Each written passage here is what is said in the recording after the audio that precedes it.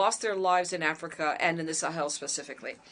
But if we look at the hazards that are involved, and we look at the unfortunate and condescending attitude of the President of the French Republic, Emmanuel Macron, often who verges on the ridiculous while glorifying a hypothetical condescension vis-a-vis African people. And I have to impose on myself here the duty. We were taught one thing.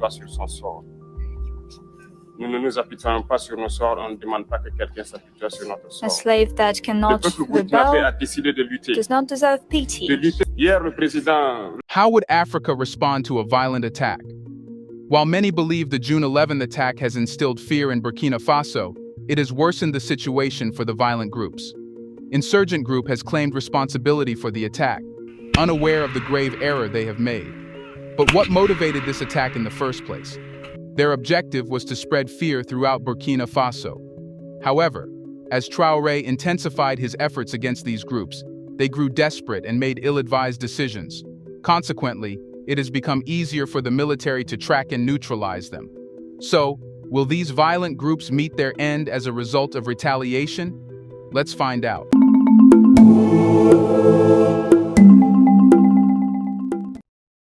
On June 11, 2024, Burkina Faso experienced one of its deadliest incidents when an armed group linked to insurgent group Jama'at Nusrat al-Islam wal Muslimin Jinim launched an assault that resulted in the deaths of more than 100 soldiers.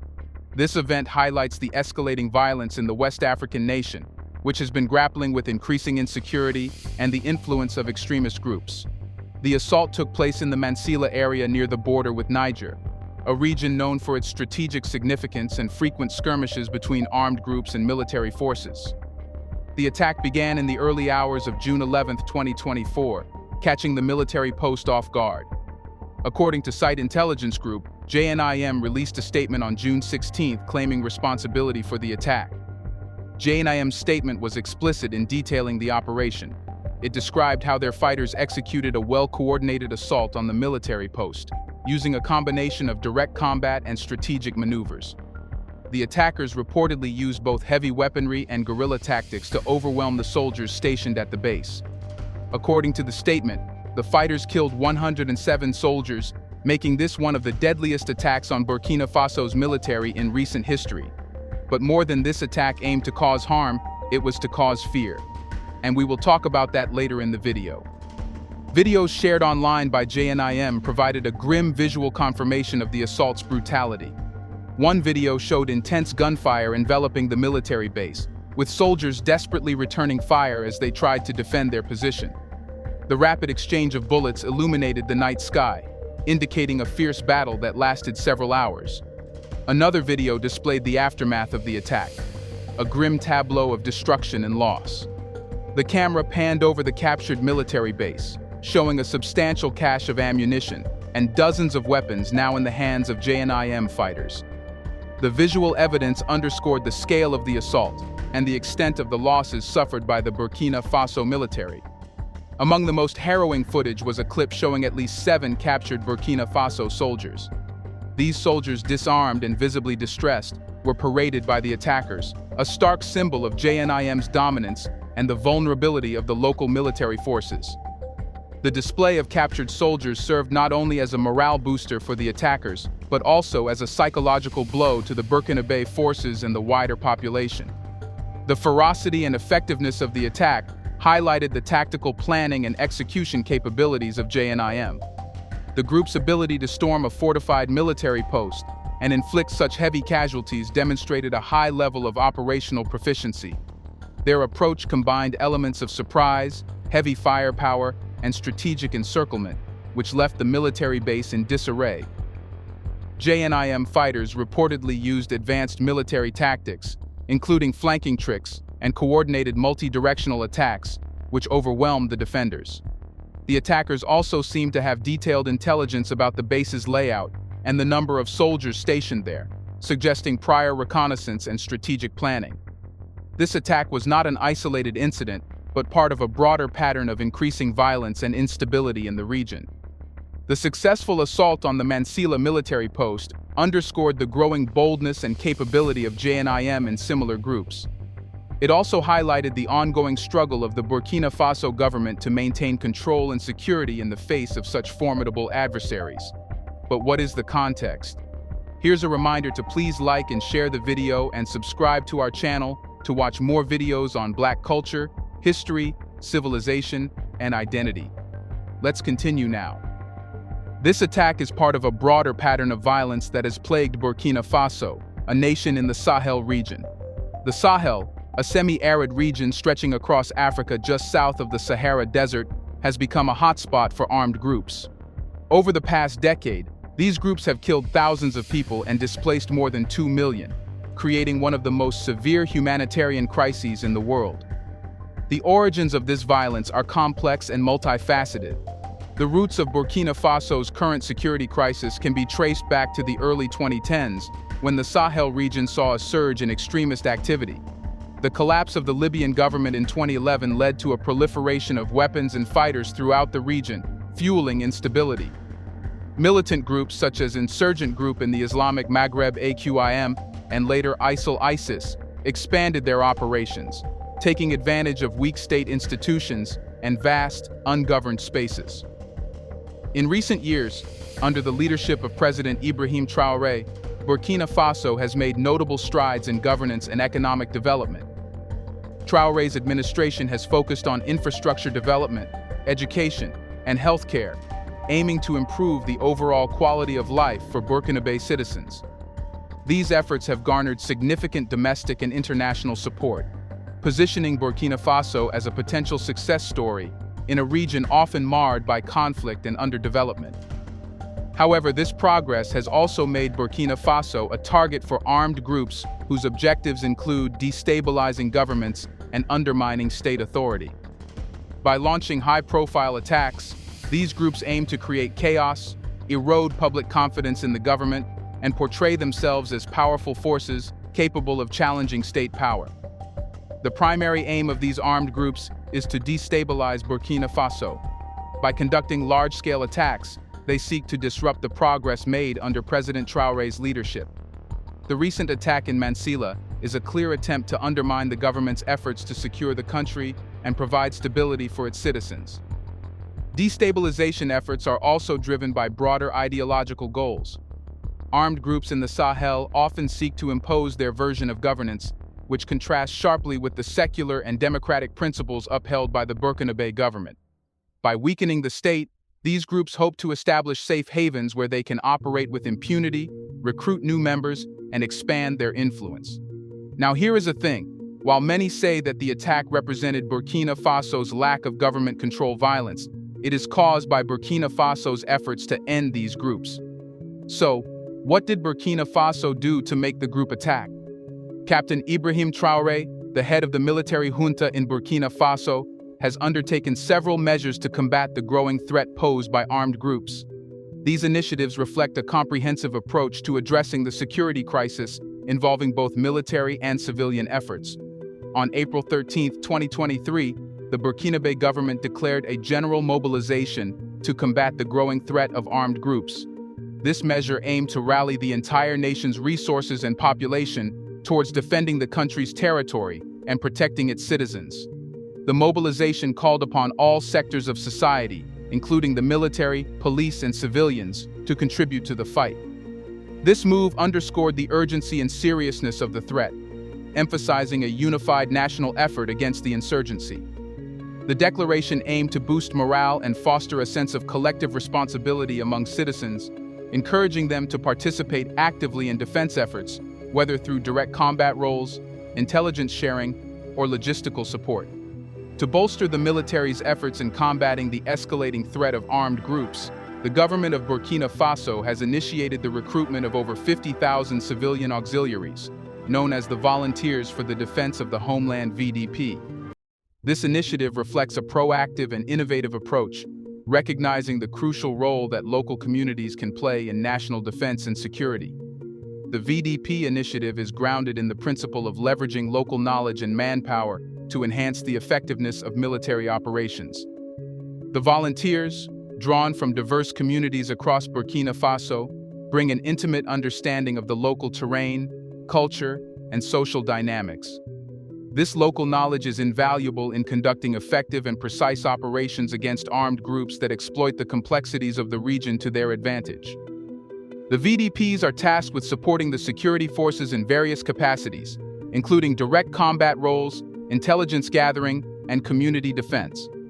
In combat roles, VDPs operate alongside regular military units, providing additional manpower and local expertise.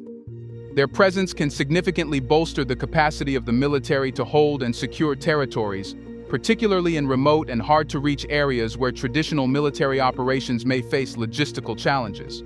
In terms of intelligence gathering, VDPs play a critical role in providing timely and accurate information about the movements and activities of armed groups.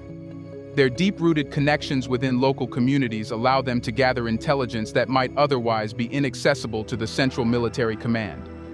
This intelligence is crucial for planning and executing effective counterinsurgency operations, enabling the military to preempt and disrupt the activities of armed groups. And their roles in combat and intelligence, VDPs are essential in defending their own communities. By taking an active role in their defense, local populations are empowered and engaged in the broader national security effort. This empowerment fosters a sense of ownership and responsibility, strengthening the resilience of communities against the influence and intimidation tactics of armed groups.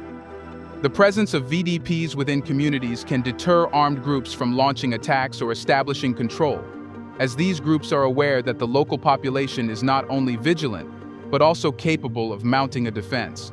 This local defense mechanism is a crucial element in the broader strategy of creating a robust and multifaceted defense network across the country. The Burkinabe government has initiated several military operations with the primary goal of reclaiming territory from armed groups and restoring state control over affected regions. These operations are a critical component of the broader strategy to stabilize the country and ensure the safety of its citizens. By targeting a major camp, the operation aimed to neutralize the leadership and command structure of the armed group, thereby crippling their operational capabilities. The camp served as a logistical hub for the militants, facilitating the movement of weapons, supplies, and reinforcements. Destroying this hub was crucial to disrupting their supply lines. Securing and reclaiming territory was essential to restoring state control and providing a safe environment for displaced populations to return home. Successful military operations served to boost the morale of the security forces and increase public confidence in the government's ability to protect its citizens. The Burkinabe government has strategically deployed air reinforcements to bolster its military efforts in the ongoing battle to secure its sovereignty and protect its citizens. This move highlights a significant advancement in Burkina Faso's defense capabilities, showcasing an African nation taking robust measures to address its unique security challenges through innovative and dynamic military strategies. Air units provide comprehensive reconnaissance capabilities, offering real-time intelligence and surveillance. This allows ground forces to gain an accurate understanding of enemy positions, movements, and strategies. By leveraging aerial reconnaissance, the Burkinabe military can plan and execute operations with greater precision and efficiency, minimizing the risk to both soldiers and civilians. The ability to deliver precise and targeted strikes on enemy positions is a game-changer in counterinsurgency operations. Airstrikes can neutralize high-value targets, disrupt supply lines, and dismantle militant strongholds with minimal collateral damage. This precision is crucial in densely populated areas where the risk of civilian casualties must be minimized. Air support extends beyond combat roles, providing essential logistical support to ground troops.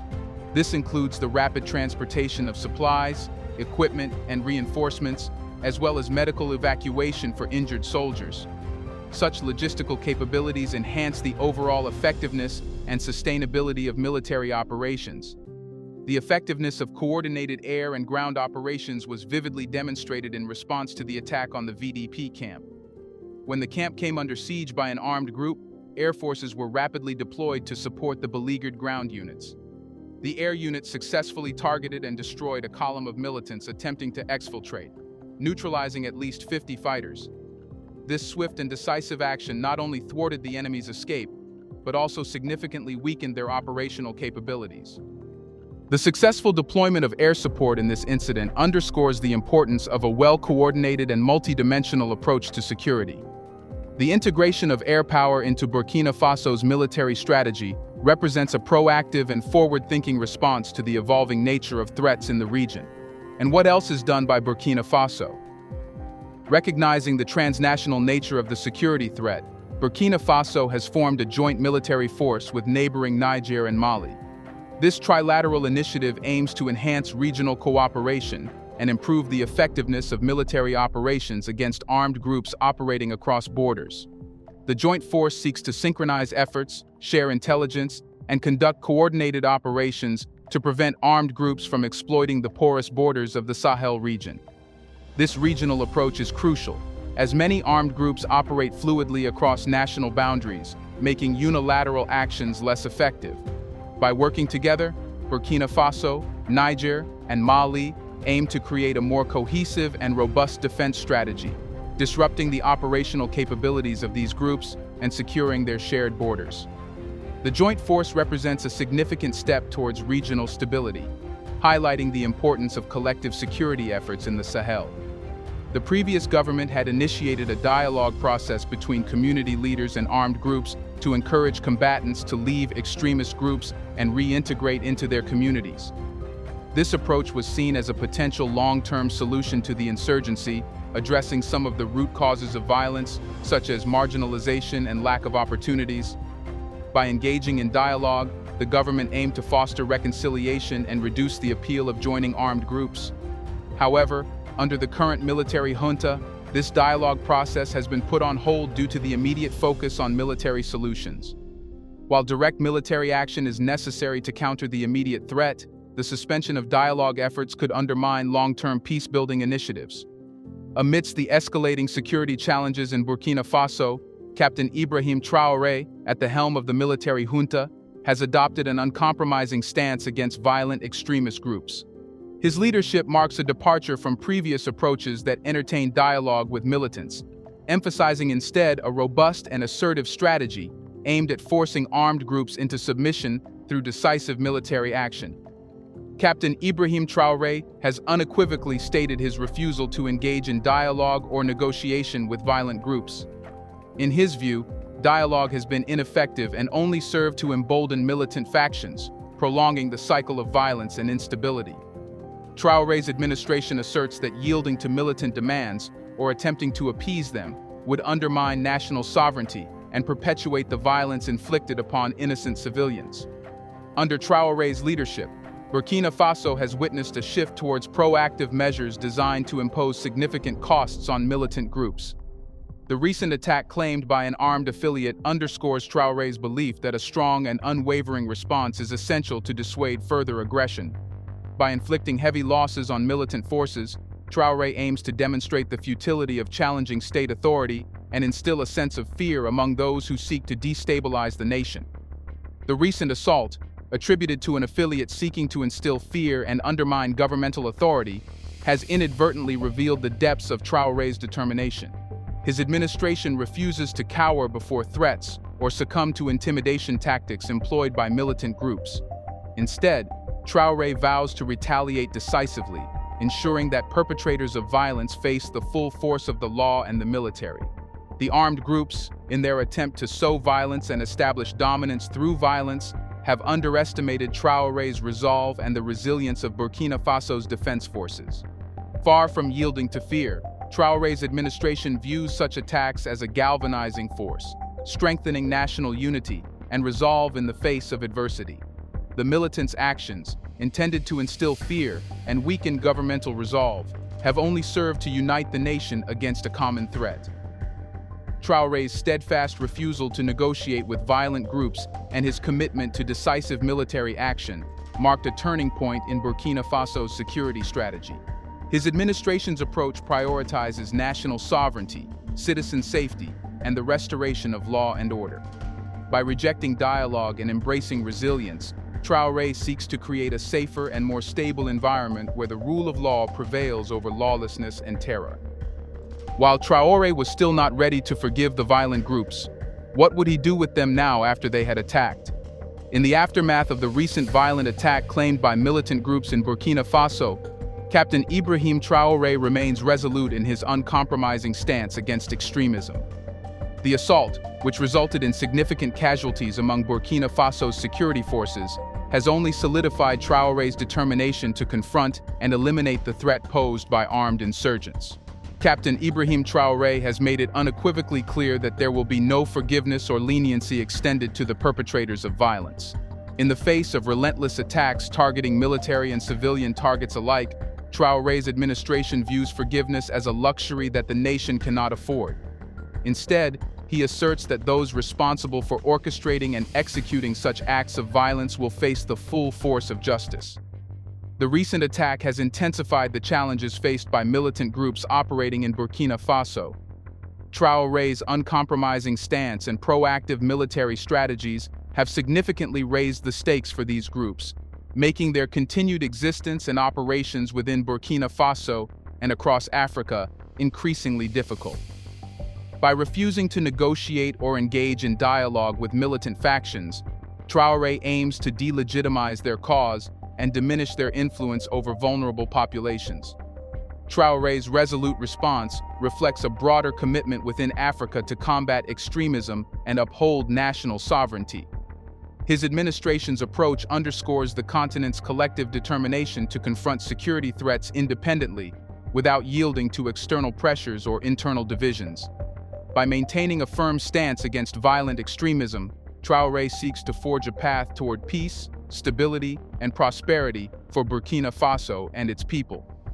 As Burkina Faso navigates through these challenging times, Captain Ibrahim Traoré's unwavering resolve against militant groups stands as a testament to the nation's resilience and determination. The recent attack has not weakened Traoré's resolve, but has instead galvanized his commitment to protecting Burkina Faso's sovereignty and ensuring the safety of its citizens.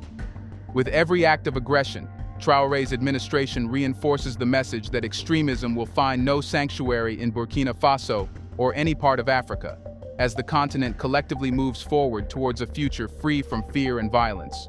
What do you think Traoré must do? Should revenge be taken? Will existing in Africa be easy for violent groups? Let us know in the comments section. Is an end to violence and insurgency near? Do you want to watch more videos like this one? If so, subscribe to our channel and press the bell icon next to it. We have decided to bring videos on something nobody talks about: the Black culture, civilization, history, and evidence about how glorious Blacks have been. Thanks for watching, and until the next video, stay tuned.